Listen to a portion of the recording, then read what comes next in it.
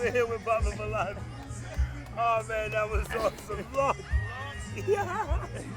So yeah. So what I was gonna ask you is, you the original sound man here, right? So you've been here at the beginning of this? Yeah. We so had you've been here for the whole 32 years? Yeah, I was the sound guy for the first 30. Yes, wow. Just do the stage and the sound, everything. Yeah. And so I knew AK, I guess you're gonna interview him next. Yes. Akanyele. Yeah. And I knew him through Bilal. Okay. And then Bilal and I had been friends for a while and had been doing sound. And so they had a big revolutionary, some kind of conference, SIAK, he remember all that. Yeah. And they asked me to do the sound.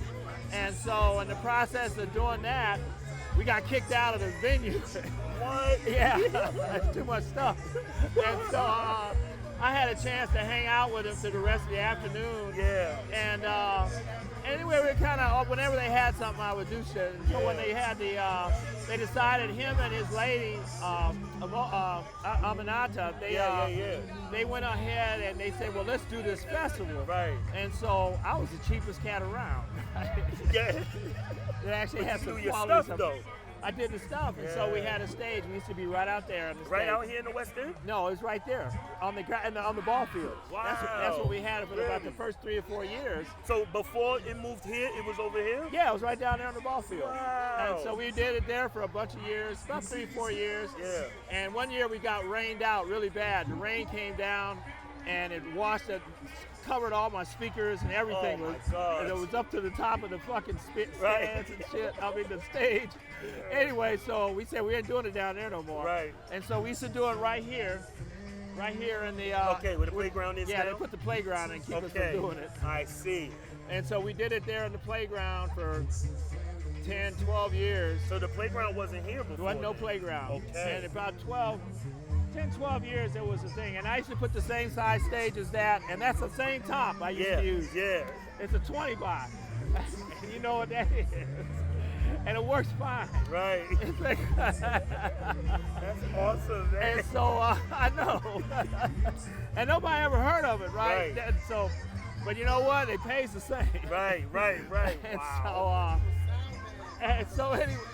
That's what he's saying. And so I did the sound for years and years and years. We had Arrested Development came and Really? yeah, they did a couple of years, and then we had had a bunch of people came through. Yeah. I don't remember names because my brain's Right, all fried. right. Can't smoke too much dope when you're lung. Okay. Copy that.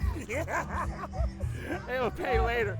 And so, but we used to have a bunch of people would come through, and it's Okay. always had a good vibe. Right, You know, like it the is energy. now. Yeah, Yeah. like it'd be like this, right? Yeah. Except we'd be just doing it. It'd just be me and Bilal most of the Yeah, time, and then really. sometimes we get some help Right. with putting it up, and then I used to get a lot of prisoners. Right. We would go get the guys from the halfway house, and they would Wow. come clean up the park for us and help Yeah. me move the stage and stuff. Get out of here. They did that for years. Wow. This was like their, they had to get community service. This was their community service, so we used to Yeah. use them all the time. So you've been here since the beginning. Are you a part of the grassroots? I was no, but I used to.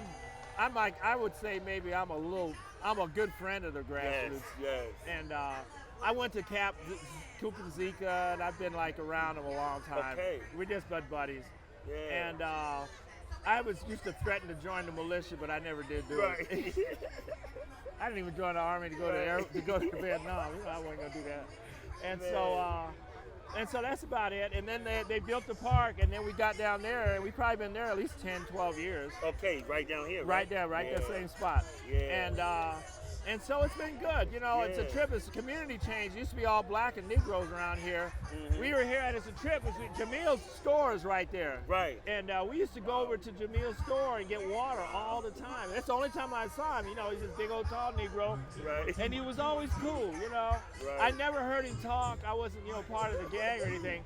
But they cleaned up the area. This used to be nothing but hoes and drug dealers. Wow. And they cleaned that stuff out, man. Yeah. They would, because most of the Muslims was all out to join anyway. Yeah. They had no problem straightening shit out. Right.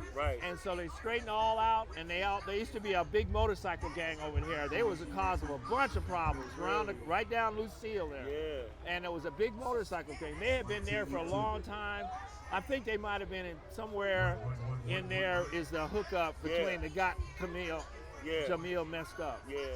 And anyway, they wound up buying the building from him and Really? putting them out. Wow. And the whole neighborhood has been upward bound ever since. Wow. And it's a problem because now it's getting gentrified. Now they got white folks running every damn where. Right. And but I can really, he was like really a big catalyst for all that stuff. And so anyway, so I don't know what else. Right. So yeah. So it's been moving around and it's been here. So what kind of impact you think it's made for the community? I don't know. See, they don't like it that much now. It's too many Negroes out Really? here. Yeah. You know, a lot of y'all out here makes problems. You know. Oh, so, man. you know, because the white folk got here, and I think there's a lot. They're still cool. Now, when I talked to Watani, he said, there's some. You know, it's cool. Yeah.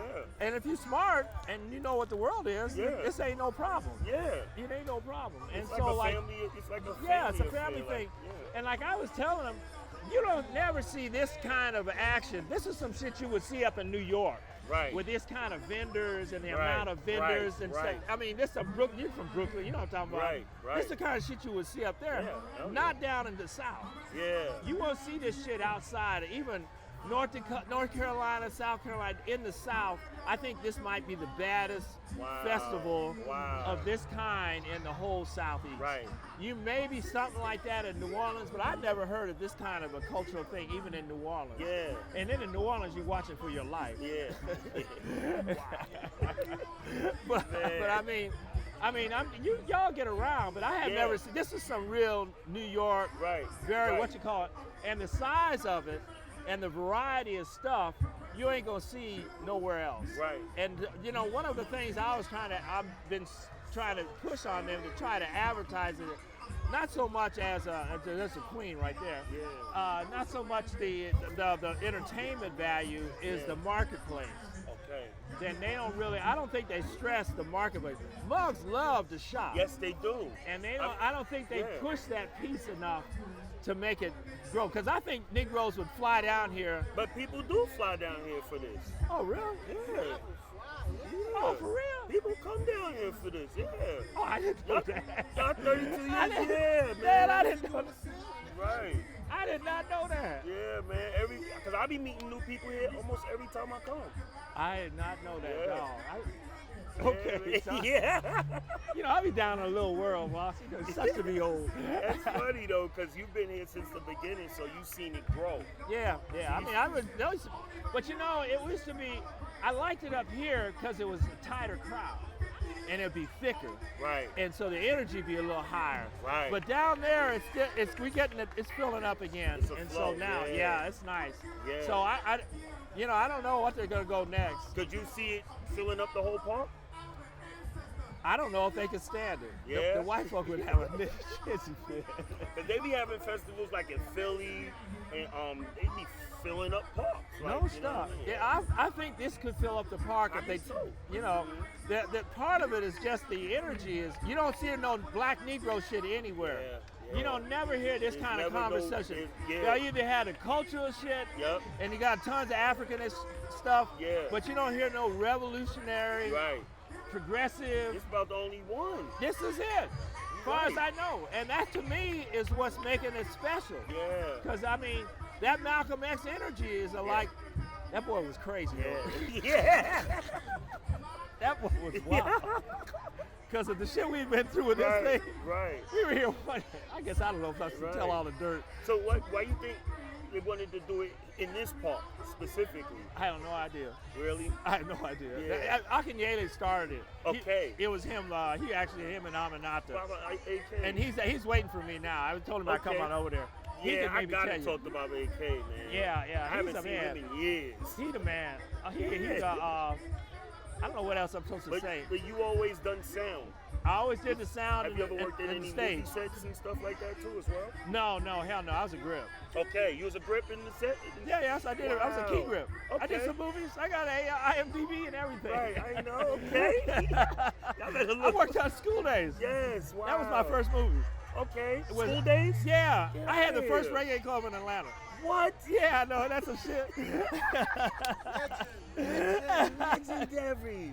Yeah, I said right Wow. over there on Mason Turner. It used to be a cultural center. Yes. And me and a buddy of mine got in it.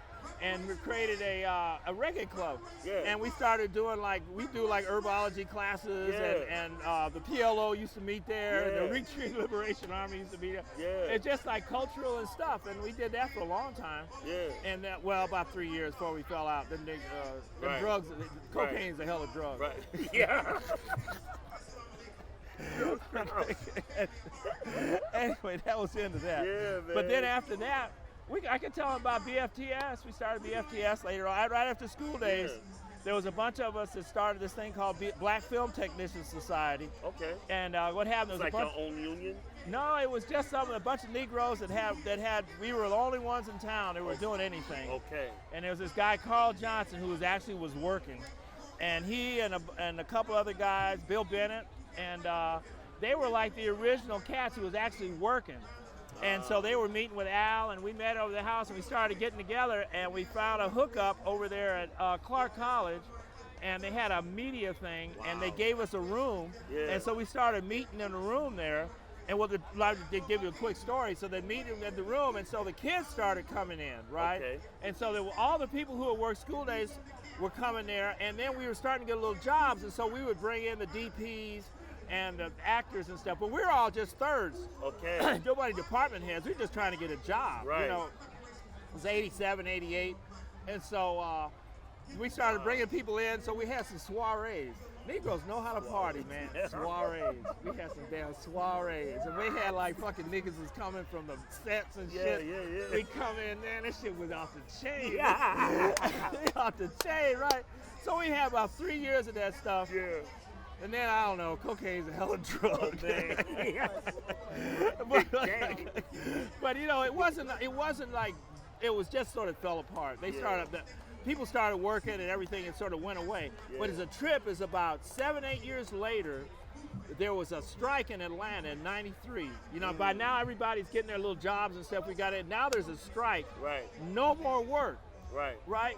All of a sudden, the kids who used to come to the BFTS meetings had graduated, were now producing music videos. Wow. And so all of us who were the old school cats, when the white boys were all left and they were going to New York and LA and New Orleans and Wilmington and shit, we wasn't going nowhere because we were thirds. These are department heads. They could work. Right. And so they had these videos. They don't know nobody, so they calling us because they remembered us from being in the thing. Yeah. So we started doing videos.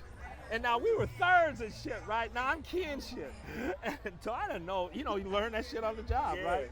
And so we started doing videos. So we did videos for about 10 years here. You know, So Def. You shot So Def videos? Yeah, all that shit, man. Yeah, we did what's it called? A 90210, the intro for that. Oh, yeah, all that shit was all, what? That was West. Yeah, anyway, that was all West Side. But a lot of that shit, nigga shit messing up, right? Yeah. And all of a sudden, and they would make, and what would happen, the videos would be so popular. Yeah. Now, I gotta make my shit shaky. I gotta make my shit too red. And it was because we didn't fucked up. Right. But it became, we would see the shit that we had messed up, we would see it on commercials, and what's it called, because it became the new norm, the new norm. And and so that was the deal. And so That's crazy. Y'all set trends. Yeah, didn't know it. We didn't know it. We were just working. And so what happened? The white boys wouldn't do it because they didn't want to be around all them Negroes. Yeah. And mugs, sometimes payment is optional. Right. So anyway, I'm sorry. No, you good, man. So, on top of working with a bunch of Negroes, you might not get paid. So, Baba, before we go, let me ask you one last question. Yes, sir. What do you think the Malcolm X legacy means today in the world? Is it a test question? No, this is,